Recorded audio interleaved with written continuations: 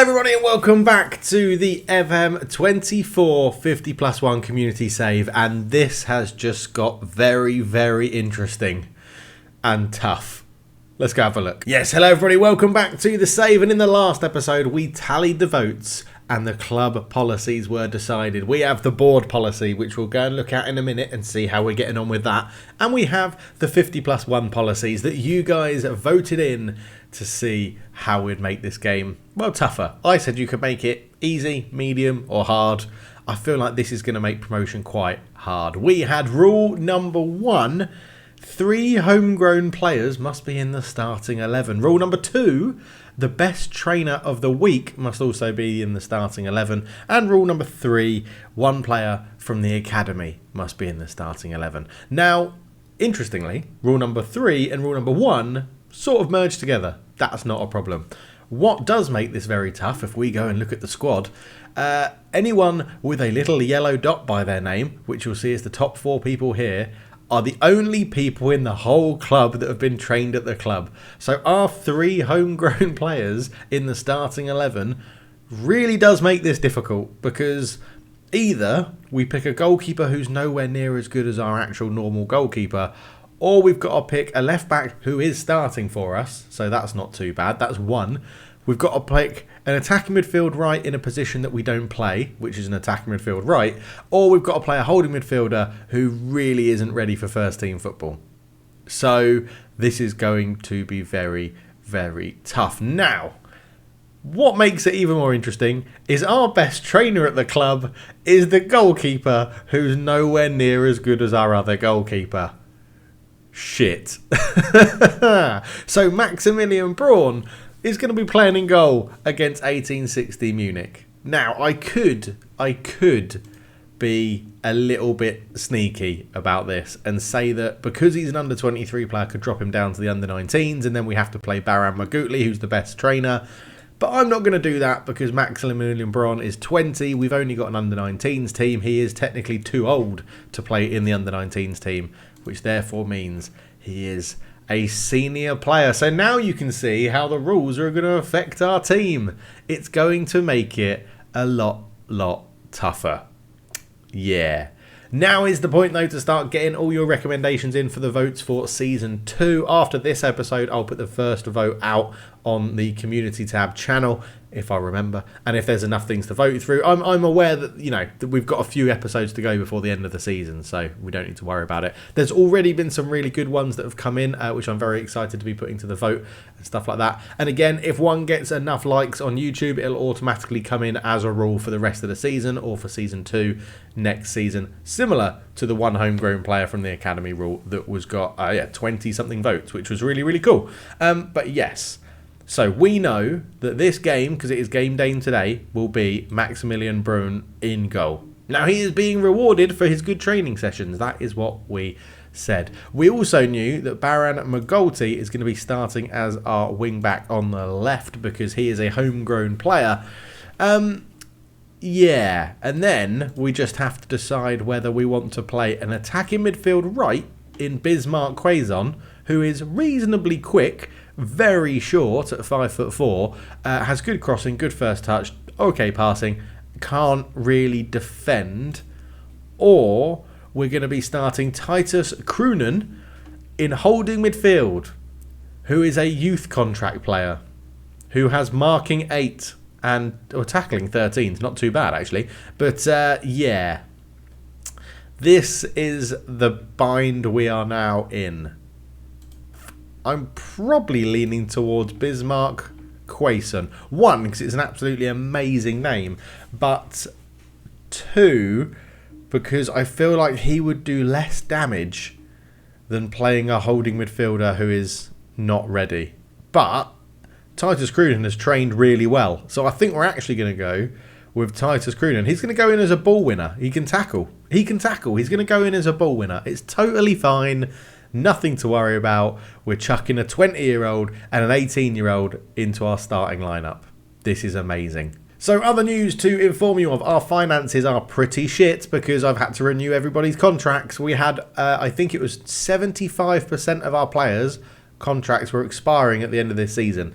So we are now spending quite a large amount over our wage budget, which is worrisome. We have no transfer budget, and this could be a problem.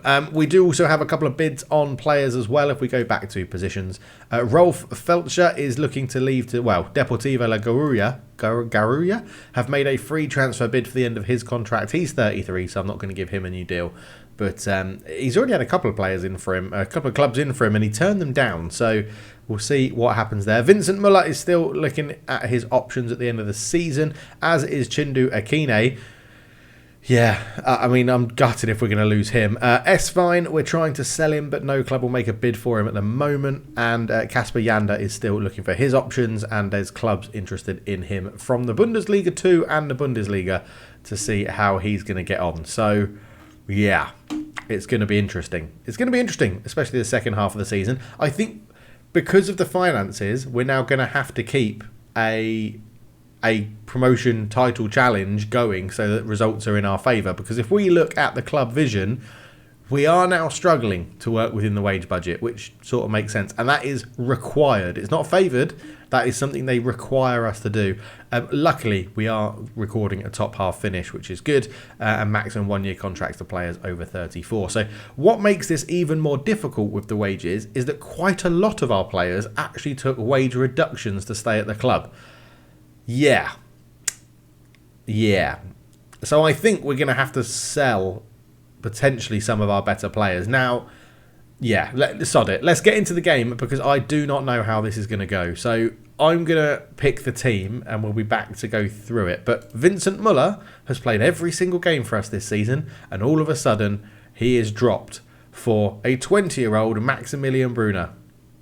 It's all he deserves for training well, isn't it? Right, we're going to line up like this then. Braun in goal, as we know. May, Bitter and Senga at the back. That's become a pretty solid back three for us. Akine starts at right wing back. Janda and Kroenen, the youngster, in the middle. Baron Magaluti is the other youngster who we know anyway playing at left wing back. Poosh and Mitchellbrink in behind Girth, who gets the start today, pushing Izquierdo to the bench because he still hasn't scored in 8 games or whatever it was last time. The transfer window, by the way, nothing has happened. That's why we've not even touched on that, because there is no outs, no ins, no money.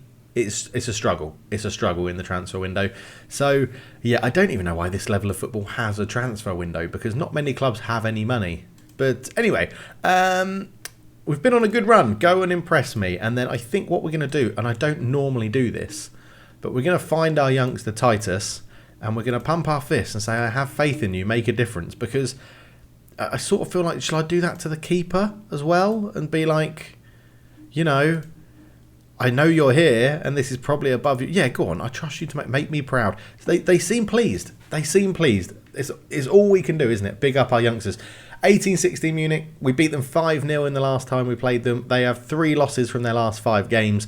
We are in a little bit of form. 2 wins in the last 5, no losses in the last 5 as well. So we are dependent on our attacking players bailing us out, I think. Okay, first highlight is Ruschk for 1860 Munich. Klus into Muslia, into Verlat.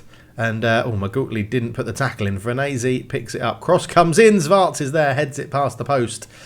Dangerous start for 1860 Munich. That is the first shot of the game, and you can see it sort of fired us into life. Half an hour gone. No more highlights, but 4 shots for us, 1 for them. Still don't need that shot that we just saw from Zarts. They've just had another one.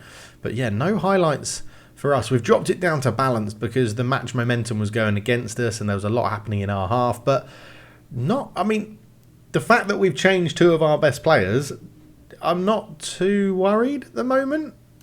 If we can nick a goal, that would be very, very nice. The scoreline doesn't reflect the pattern of the game. Keep going. And weirdly, it's Kasper Janda in the middle that's not playing well. And Girth. So Girth off for Izquierdo. And we're going to bring on Sagiri for Kasper Janda. 2 subs at half-time. And neither of them are the youngsters that we've been forced to play, as I'm going to call it. Okay, just over an hour played. Again, it's not going too bad. Titus Kroenen in there is on a 6.8 and the goalkeeper's having a 7. So, maybe there is something in this old picking the the best trainers and stuff. But as you can see, strikers are struggling, so I think we're going to just mix this up, go slightly more attacking with our 2 up front. So going 2 up front has given us a bit more of an attacking threat, but we're not actually creating very much at the moment. So we're going to, I think Akine is tired, but he is playing quite well. We've got Mitchell Brink not playing brilliantly. Let's play on Nicholas Sterling, probably a bit unlucky to miss out for this one. And yeah, there's not much else we can do, really. I mean, Izquierdo's not having a great game, which is a bit of a shame, but I don't want to sub off a substitute because I'm too nice. I've got one more sub to make, and I feel like we probably should. I mean, Titus Croonan has done very well. I don't want him getting tired in there, so we're going to bring on Marvin Knoll. But well done to Titus Croonan. Called up from the youth team, chucked into the first team and scoring, I think, a 6.7 on his debut. We have a highlight. Baron Maguti. This could be the last highlight of the game. So if we can nick a winner here, that would be lovely. Noel has the ball in midfield. Back to Senga. Bitter. Into Konig. Out to Akine. Akine, ball across. There's nobody there. And 1860 Munich are going to break. And we have been the better team in this half. So this would be classic FM for us to lose it from here. And Brown, the goalkeeper, touches it over. Good save from the youngster as Schrotter is going to take this one. What can he do here? Schrotter is going to have to swing this corner and he's wasting his time. Can we counter-attack from this corner? To the back post and Braun with a good save again. And you can see 1860 Munich piling on the pressure at the end of the game. But it is 0-0. 10 shots for them, 8 for us. 4 on target for them, 1 for us. A similar XG. Goalkeeper gets man of the match. Bloody hell. So we have an offer for Kasper Iander, who is our best player, but his contract is expiring and he doesn't want to sign a new contract. So I think Kasper Iander is probably going to go. Now, I would like 800k, but given that his contract's expiring, I imagine they're not going to sell him. They're not going to bid. And I'd rather have some money than no money. I mean, let's just try it. Let's try it. Yeah, they cancelled it. Bollocks. I should have accepted it. And we're trying to bring in this guy. But we can't because we don't have any wage budget and we don't have any transfer budget. But he is going to be awesome for us next season. And annoyingly, I'm trying to bring him in at the end of the season. So, yeah, there's not much we can do. I'll try and delay it and just see what happens. Okay, so the second game of the episode, we're taking on Hallescher FC. Hallescher FC, I think that is. As you can see, we still do have a 2-point gap over Unterhaching and a game in hand, which is today. If we win this game in hand, we'll be 1 point off Victoria Köln and we would be 4 points off Dynamo Dresden. So, yeah, this has certainly made it tougher to go into this. And what we need to do, I don't know why I've come all the way into this screen because we need to go into here. And training numbers have been updated. So the best trainer is Baron Magoli. So we actually don't have to play Braun if we don't want to. And he played very well in the last game. So I think we'll keep him in, to be honest. Everyone training very well who's in the first team. So that's not too bad at all. Yeah, our problem now is goal scoring. We actually need someone who can bang the goals in. So I think we're going to rotate our strikers a little bit and see what we can do. But I'll sort the team out. We'll be back in a sec. Alright, this is how we're lining up then. The 3 homegrown players are still in the squad. Maximilian Braun, Titus Croonan and Baron Magulti are in there. May, Bitter, Senga in an unchanged back 3 in front of them. Akine, Yander, Croonan and Baron Magulti all keep their spots. Izquierdo comes in as a shadow striker and Kopka is going to get the start up front. So, yeah, hopefully this works out. I might drop Yander because he was pretty shocking, wasn't he? Let's start Nicholas Sterling, actually. We're going to do that. So, let's see how we get on. Yeah, we need goals. Goal scorers need to find their form. Right, here we are then. Again, no losses in the last 5, but lots and lots of draws that we can't really confirm. Going to see how Izquierdo does running from deep on this one. They are the form team, second in the form table, 3 wins in their last 5, a 4-3-3 holding midfield system for them. As you can see, in 7th place, a win for them would bring them into the playoff sort of reckoning, so it could be a tough game. So again, 20 minutes in, we're having shots, we're not hitting the target, so we're going to try and work the ball into the box here and see what we can do, because I feel like we're creating chances but not good enough chances. Half an hour gone, no highlights at all. This game is absolutely flying through, and it's half time, a highlightless half, 7 shots, 2 on target, 0.69. Again, it feels like it's just our strikers are letting us down in terms of finishing. We're going to leave them out there and we're going to say dig in. The scoreline doesn't reflect what we've been doing, so keep going out there, boys. Come on, Okay, we have a highlight. Izquierdo, short corner. Akine swings it in. It's headed away. Mitchell Brink keeps it alive. Out to Izquierdo. First time volley. Kopka's there. Come on, 1-0. That one's going to count. We're not going to have any phantom disallowed goals this time. And MS Sui. Someone did comment on how to say it, and I'm going to research it again in a minute. Izquierdo, lovely volleyed cross into the back post. And Kopka with the header. Muller's got no chance. 1-0 up. It's what we needed. And now the highlights start coming thick and fast. Bitter. Back to May. May goes back to Bitter again. This back three has looked pretty solid for us. Croonen into Izquierdo. Kopka's in again, and once we score one, they're like buses. Another one comes along. 2-0 in the space of 2 minutes. And that is lovely. Bitter building it up from the back. Into Croonen, our youngster. Izquierdo with a lovely ball through. He's enjoying playing a bit of a deeper role. And that's a lovely goal from Kopka just to stick it in the back of the net. 2-0. It's another corner now. Izquierdo.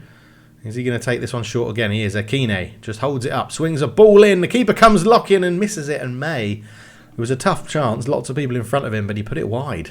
So here come the opposition. Here come Halashar FC. And it's gone all the way back to Bubala, who's come forward really well. Cut back. That's a good goal from Skenderovic. It's not actually. It's hit Gairete and gone in. I'm pretty sure Skenderovic had the shot. But yeah, I thought we had stopped this attack, but Bubala had different ideas and just ran all the way down the left-hand side. Cut back. There it is. Oh, no, it was just Gairete. Senderovic was running the wrong way. But I'm not going to change anything with 20 minutes to go, which could be my downfall. But Mitchell Brink has won the ball back high up. Kopka out to Baran Mugalti. The homegrown player swings it in. Sterling, the keeper's gone there again. Oh, off the line. Akine with a header. It was off the line.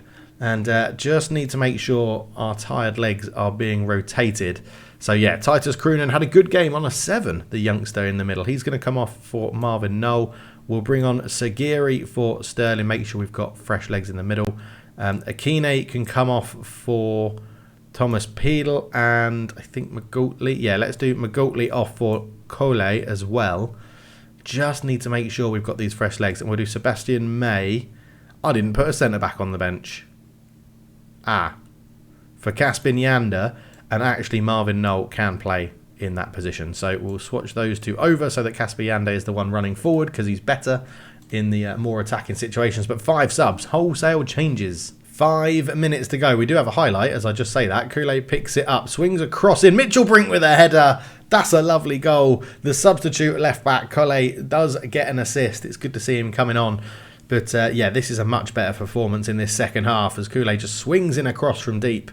And Mitchell Brink peeled off his man. Good header. The keeper looks really, really bad, to be honest. But 4 minutes to go. We are 3-1 up with a 2-goal advantage. And we should be able to see this one through. And see it through we do. 3-1, we deserve it. We were the much better team in this one. And we need that to keep that pressure on the top team. So I'm very happy with the result. So there you go, we're unbeaten in 10 home games, which is absolutely crucial. Our home form is been really, really good for us so far. We still have that little bit of a gap to Unterhaching in 4th. We are only a point off Victoria Köln in the automatic promotion spot, 4 points off Dynamo Dresden. So we're definitely not out of this yet.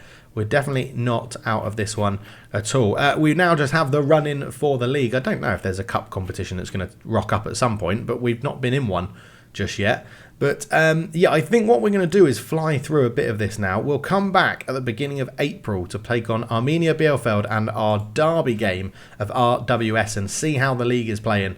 And we will go from there. So start getting your ideas in for the votes for the Season 2. Now remember, what is going to happen this time, because obviously these got enacted in January, is the ones that come in for Season 2 will be in for the whole season, and then we'll have a little review in January about your comments, see if anything needs tweaking around club policies and things like that. But I don't think there's going to be any real moves on deadline day, so I don't think we'll come back for that.